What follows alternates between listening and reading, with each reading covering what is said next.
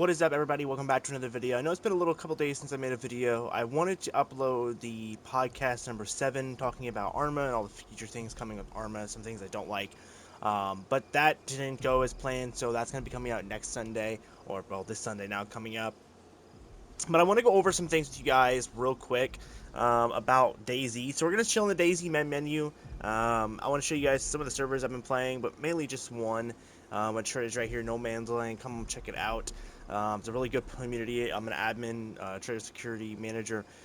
So come say hi to Trader, hang out with me, as well as hang out with the rest of the servers. It's a really good time. But let me just turn this audio down because this audio is wild. Alright, let's turn that off. Alright, so let's go over some of the update stuff that's coming out today. It's 6 o'clock for me, so I overslept, so I missed getting this video out before the update came out, unfortunately. But this update is currently out for everybody currently. The big thing is the official servers have been wiped, so if you have a base or a character on official, it is gone. They re-wiped everything, so it's completely brand spanking new. So we'll probably be playing a little bit of official in the next coming couple of weeks. Just playing around with it. I want to try to get a key on official and try to showcase the joy of opening crates, which we'll talk about in a second. But let's go into the patch notes. So, new locations on Sakal and an improved map navigation. The eastern coast is now better populated with expanded cities, villages, smaller landmarks, etc. While a major new point of interest is on Shantar Island, introduces exploration opportunities in a simple new gameplay mechanic. Fishing and survival adjustments. Fishing has been rebalanced. It now takes longer with incomplete tools. We also reworked the bloody hands and food poisoning mechanics with different infections now linked to specific types of animals. So that's going to be super complicated for my guys on official. The customizable boat decay system, which is set to prevent boats from accumulating in inaccessible places. We're going to introduce a boat decay mechanic, which is fully configurable by server owners, so the server owner can decide that. We've expanded the backpack storage, which is not something they would have had to do if they had not touched the backpacks like they did the last update, but, you know, Bohemia is a bunch of idiots. The new tool slots have been added to most backpacks. We've generalized the glow stick and radio slots, allowing for more diverse item usage. We're going to get to see the extent of this going forward, what things work and what things don't work. I may play test this with my community server that I'm playing with. I may go just sit in the trader and just try different things and see what goes where.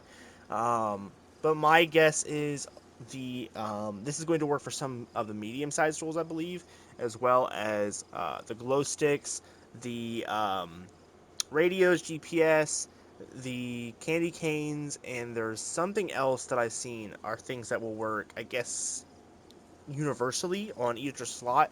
So before there was a glow stick spot and candy cane spot, which is where the candy cane would go, where your glow stick would go, and then there was a radio spot where a radio or GPS would go. But I guess those are now going to be universal, so either one can put in either or, which is cool, I guess. Sound and immersion upgrades.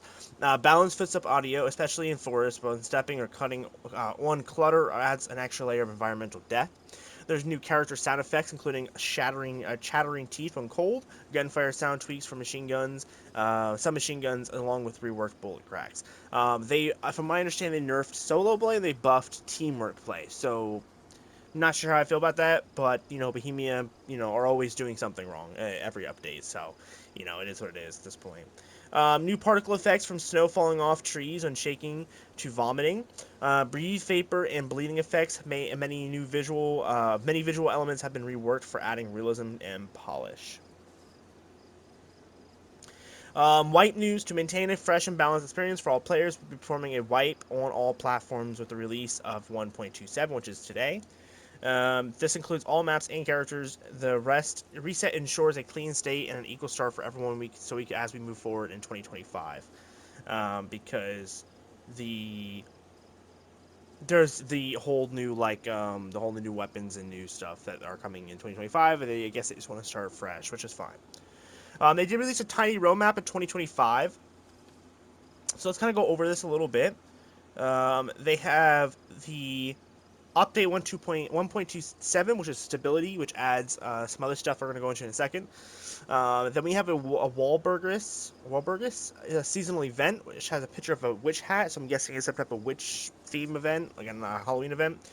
We also have an update 1.28, gunplay is its label. This is going to have a new SMG from the looks of it, or a new pistol, one of the other pistol SMG or a small handheld SMG. Kind of looks like an Uzi almost.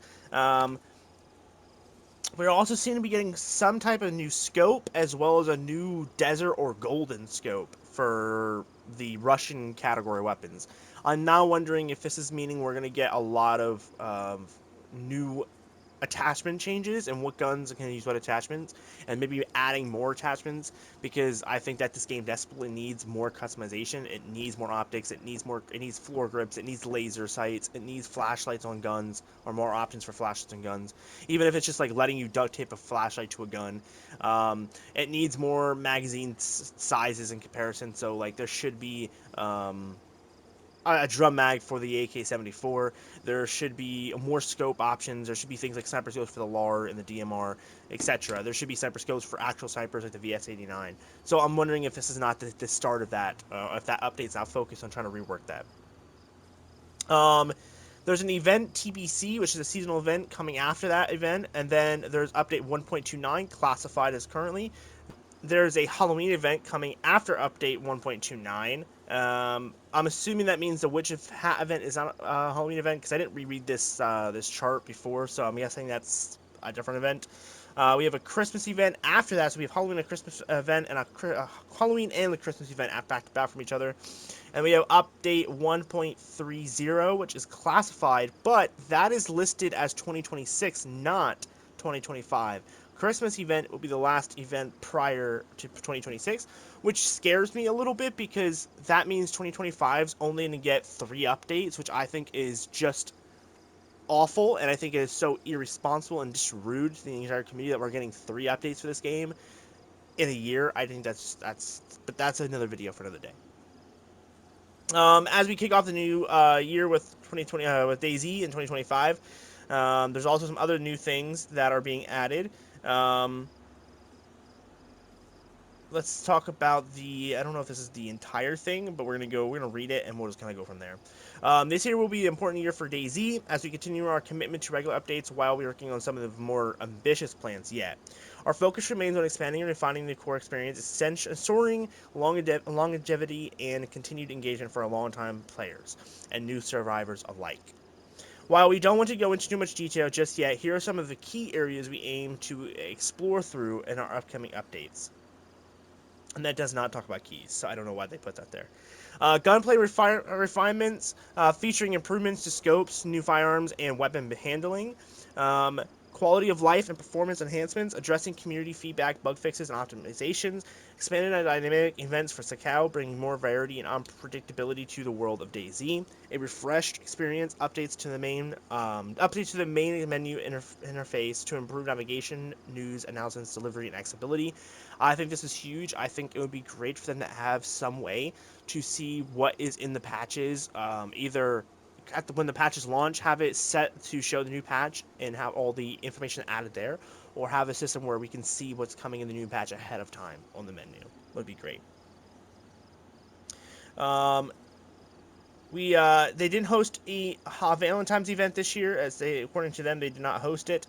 But the next seasonal event will be a Wahlburgers night. Looking ahead, you can expect to return to these to our usual events, including the Wahlburgers night, Halloween, and Christmas, each carefully crafted to enhance your Dayz experience.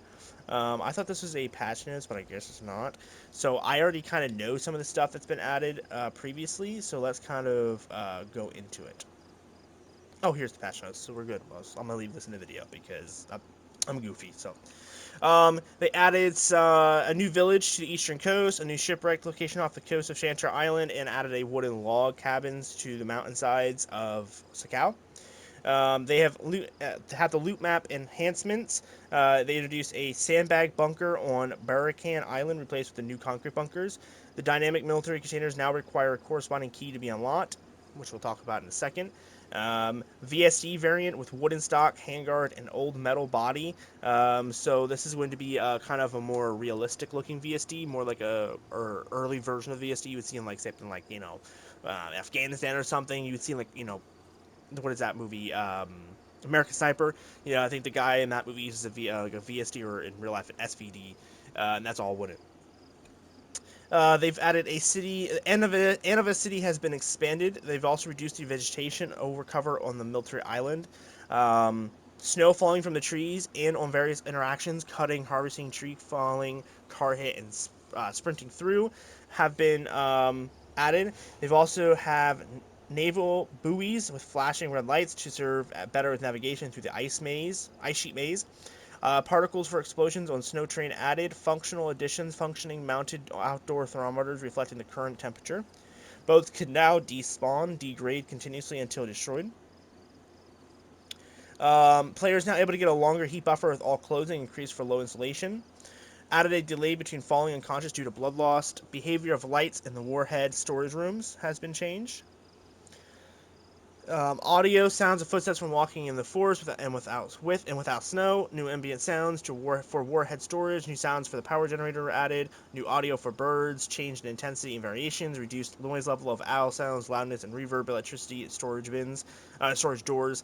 Barefoot movement on cow snow surfaces had no footstep sounds. Jesus, I couldn't English. And there's a huge list of things that are fixed that we're not going to go into. So let's go into the general added stuff, the big stuff that's been added. So backpack and item attachments, new item attachment slots for specific backpacks. Sound effects, sound of rattling teeth when a player is exposed to low temperatures for an extended period of time. Sound of boat propellers, sounds of boat splashes are now matching the animation. Sounds for deploying disarming mines and explosives, and more bullet crack sounds. The UI and quality of life, they did a bunch of things, but a huge thing they added was the option to see now you have numerical values for control option settings. Um, and they've added a cartridge icon for crossbow bolts, and that seems to be some of the big stuff they added for the UI. They have increased the loading times, some sound audio stuff. Weapons in combat, they reduced smoke of VSS because it was too obstructive. They've added or changed particles for M4, A1, M16, VSD, Lamas, USG, VSS, Mosin. Rifles were all updated. They rebalanced the dispersion and damage of the Mosin, VS89, and VSD, which makes sense. Heavy attack multiplier keybind moved correctly under the combat category instead of unsorted. And let's see if there's anything else big. I think those are pretty much it. I don't know if they're going to go into the crates. If they don't, I will go into them. Some Chernarus update. The part of the Vibro airbase was visible on the in the game 2D map. That I guess has been fixed. A couple of Livonia things. Some code shit, and that is all in this patch note. So let me go into what the crates are all about, because I think that's a huge feature in this new update. That's probably the biggest feature in this new update that I want to discuss. So the crates are going to be different colored crates. I believe there's 4 colors of locks on each crate. Or not in each crate, but you know what I mean? Like each crate has an option of having 1 of 4 colors. And there's 4 colors of keys that match up with those color locks. Those locks then need to be used. I think the keys have either 1 or 4 uses, similar to the key cards. And they will be found randomly throughout the map. You'll find keys. These storage containers, on paper, should have higher tier loot, but from my experience, from seeing people talking about it on experimental, it does not appear that way. It appears you could find a badly damaged M4 or a badly damaged, BK-18 or BK-12. Why did I say 18? I'm a fucking idiot. BK-18, right? So you can kind of find a bunch of random shit in them, so don't expect the high tier loot in these crates right away. I'm going to be playing a lot with them. If I do official, I'm going to try to find as many keys and kind of open as many crates and kind of get a kind of better understanding of how these crates work, because they seem to be just really shitty versions of the bunkers in the grand scheme of things. Like if there were miniature bunkers that you could just open one door and get access to the loot, or you could even say these are kind of like shitty versions of airdrops that you would see on a community server, where there are specific areas where loot will spawn every restart. Now, it's unclear where these shipping containers will spawn. It was from my understanding that these spawn anywhere where shipping containers normally are. So like the Riffy location or any of the docks. I'm assuming military areas. I'm assuming there'll be some crates um, in the fuck is the town called? I'm losing my mind right now. Green Mountain, as well as the town below it.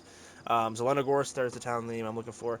So places like that have normally crates there randomly, I'm sure those places will also have these locked crates as well. So again, it's going to be kind of a thing where you're going to have to play the game a little bit more to figure those out. And it's unclear if they move as well. I don't think anyone's talked about whether or not they move every restart. So if they move every restart, it's going to make it much, much harder to track down these crates before someone else unlocks them. So that's kind of the new feature with that. I'm hoping that these will be usable in community servers. I'm assuming I'm actually talking to the owner of the server that I'm playing on currently, then No Man's Land, about somehow how she can use them, because I think they're really cool if they're done correctly. And I think with her editing style, with the mechanics of the keys, it would just add more things to to put in the map for fun. I think on official they're gonna have their place, but I don't know how useful they will be in the grand scheme of things, especially since if you really wanted high tier loot, you could just get a key card and go to Livonia and do that bunker, um, or just farm Northwest Airfield on regular official Cherno and just kill higher tier dupers and shit. So I don't know how it's going to be played into the whole balance of things, but we'll have to wait and see going forward. But yeah, thank you guys for watching. I hope you guys learned something new from this new update. Like I said, this update is very uh, basic in what it was doing. It's not very complicated. It's not a very huge thing. So yeah, with that being said, I love you guys. You're one of a kind, and I'll see you guys in the next episode. Later.